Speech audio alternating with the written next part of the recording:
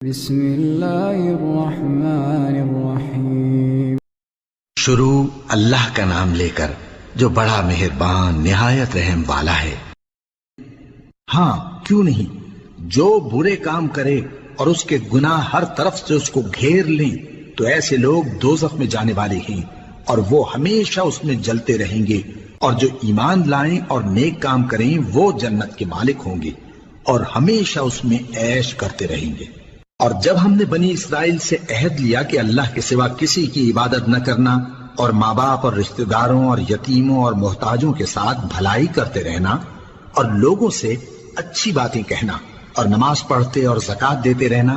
تو چند آدمیوں کے سوا تم سب اس عہد سے منہ پھیر کر پلٹ گئے۔ اور جب ہم نے تم سے عہد لیا کہ آپس میں کچھ تو خون نہ کرنا اور اپنوں کو ان کے وطن سے نہ نکالنا، تو تم نے اقرار کر لیا اور تم اس بات کو مانتے بھی ہو۔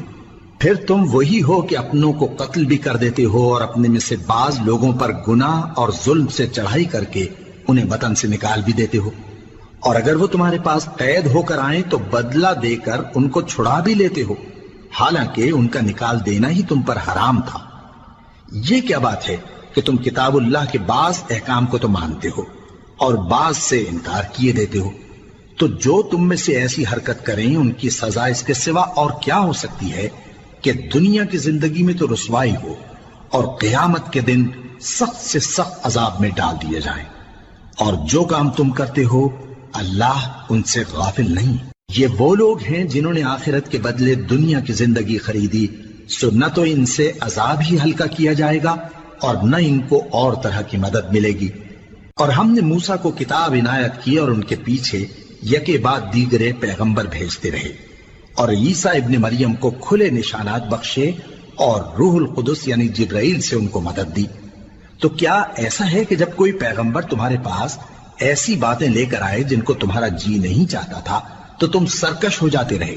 اور ایک گروہ انبیاء کو تو جھٹلاتے رہے اور ایک گروہ کو قتل کرتے رہے، اور کہتے ہیں ہمارے دلوں پر پردے ہیں؟